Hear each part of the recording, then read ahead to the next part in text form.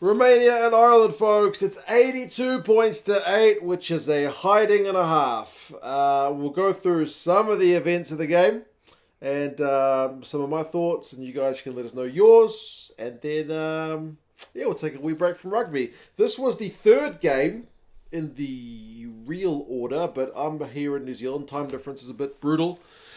This one was, I think, 1:30 in the morning, so this is the last game that I've watched. I've seen all the other ones, so apologies for the delay in this one. I was semi-spoiled to the result because I could see when I was looking up results for another game, the stats, that there was an 8 in the Irish score, and I knew Ireland didn't just score 8 points, so I figured it got pretty messy. What I didn't know was that the Romanians would score first. The crowd loved that, and that was a bit of a fun one. I mean, you know Romania's not going to win this game. But the fact that they scored first was pretty cool to see. I mean, little dinking kick through from the Irish guys trying to find a bit of space. Great pickup. I think it was Valvasa picked it up. He scoots down the sideline. Really, really athletic. Like, really good reflexes on him. And then gets it to Rapanu, the halfback, who goes over for a try pretty much right out in front, but they somehow missed the conversion. Won't want to watch that one back. But yeah, 5-0 to Romania. So for about 1 minute, they were in the lead until Gibson-Park scored. And how many of these tries was just the Romanian defence couldn't live with the speed of the Irish passing game? I mean, some Tier 1 teams can't live with the speed of the Irish passing game, but yeah, the Romanians in particular. I mean, we'll get a better feeling for how big or not this result is based on how the other teams in this pool go against Romania. I mean, Romania's got South Africa next. Goodness me. Talk about a way to start the campaign if you're Romania. You got the number 1 team in the world followed by the reigning champion number 2 team. That's insane.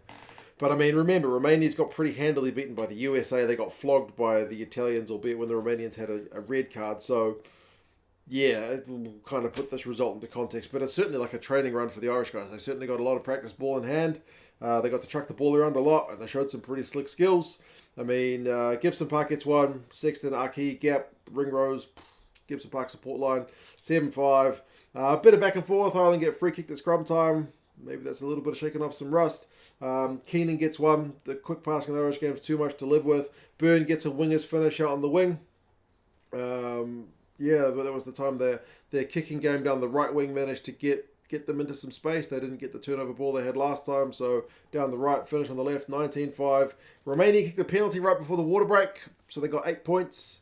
Didn't quite get to double figures, but at least that kind of slowed the game down a bit, which what they would have been looking for because Ireland would just go in at such speed. Ireland did have a couple of near chances after the water break, and you could feel some points were coming. And then eventually the fullback got a yellow card for Romania for a bit of cynical play, interfering with the ball after a tackle had been made, and then the Irish were held up with McCarthy. He really wanted to try. You could tell McCarthy wanted to try. He would get it, but not until the 68th minute. So he was held up in the first half. Aki went through the Romanian winger and lock to score one before half-time. And then a high tackle led to a Gibson-Park tap. Aki to Sexton over for a try right before half-time. Sexton looked to have hurt his hand as he was kind of tackled over the line. That tackle maybe doesn't need to be made because he's probably going to score, but Sexton probably could have put the hammer down to score a bit faster. 6 or 1 half a dozen of the other. Sexton didn't like it, but 33-8 at halftime. 33-8. It's been pretty much all Ireland. The Romanians have missed 18 tackles in the first half. Run meters 545 to 252. So the majority of that Romanian run meters comes from that one turnover play, or at least not majority, but maybe half of them. Second half. How the heck did Rob Herring burrow over from that tap close range? Like, it's not supposed to work that way, but somehow he managed it. It's 40 points to 8. Aki went close. Peter Romani got his first one after that, 47-8. Ireland did concede a scrum penalty on 55 minutes, which they won't like once the reserve props had come on. Romania did put them under the pump for a short time, but the Irish defence held. I mean, they do need a bit of defensive practice as well, the Irish guys, so they'll be happy with how that resulted.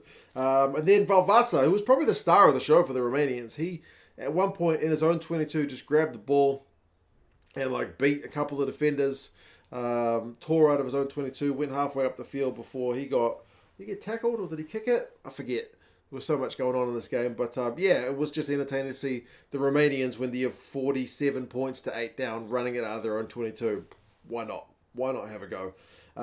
Sexton got a double after the forwards had gone close to make it 54-8. McCarthy went close again. They got him into touch. Some desperate defence from the Romanians, so you do got to credit them for still playing, but he got a minute later after the Romanians, from that resulting play, lost their own line out, and McCarthy had a wee shimmy step. It's unusual for a man his size to do that, but he did it. 61-8. More Irish phases. Hands, Peter Romani goes over for his second. Absolutely poker face. No reaction from him whatsoever.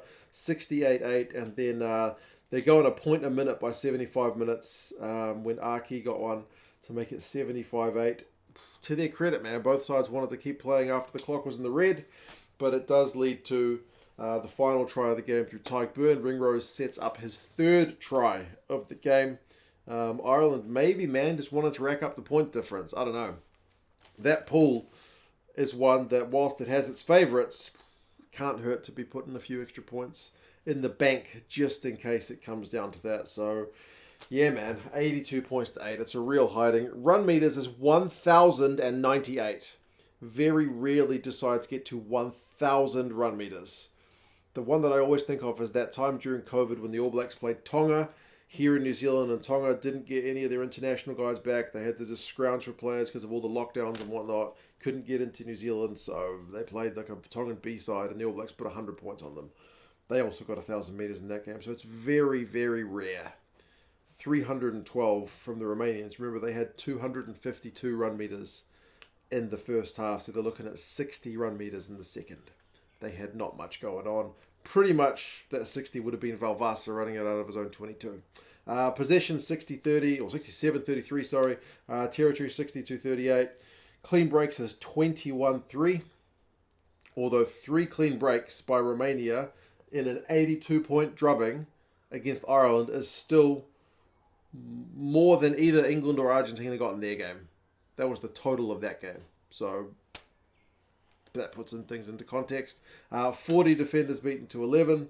Ireland had 18 turnovers conceded, which is a touch high, but not many games do you have almost 70% of the ball, so the more ball, more turnovers conceded. Maybe that makes sense. They probably could have had more points. Realistically, they could have had more points. Line out is maybe the one thing that the Irish will be a little bit miffed about. 8 from 12 is not a great return. They would want that to be a bit higher. The Romanians were 8 from 10. So actually slightly better. Tackles, 62 tackles made by the Irish, 163 made by the Romanians. Like I said, they were under the pump. They conceded 12 penalties to 5. The Irish scrum was dominant, barring that one kind of penalty and that one free kick. Aki, well, who do you single out, man? Aki, 190 metres, 5 clean breaks, 8 defenders beaten. Insane, gets a couple of tries and a try assist. Was it 2 for him? It was 2 for him. Keenan gets 176 metres, 2 clean breaks. Ringrose gets 3 try assists. Peter Romani gets 7 tackles from 7. He's the top Irish tackler in an effort where they didn't have to make many tackles. Gets a couple of tries. Tarika, the number 8, has 16 from 20 tackles, so 16 is a good shift. Missing 4, not that great, but man, tough day at the office. And Valvasa, 148 metres in this game. That's a good effort. There's a couple of breaks that got him. He got 2 clean breaks, so those were his 2 breaks. He clocks up a few metres and 9 defenders beaten. So he genuinely looked pretty sharp in a team which is getting beaten by that margin. So, yeah, tough day at the office for the Romanians. I mean, I want to say good hit out for the Irish guys, but like they didn't really have to break a sweat for this one. But boy, like I said, did I mention that some Irish fans said they weren't going to beat the bookies' odds of like 62? You guys smashed it. So, yeah, the Irish side is lethal. They got Tonga next, which will be a step up. So we'll see what they can do, and they've got a slightly more competitive team against them, but it's pretty impressive. Romania have got South Africa. Did I mention that's probably pretty hard for them? Yeah, that's pretty hard. So there you go, 82-8. That's all the Saturday games done.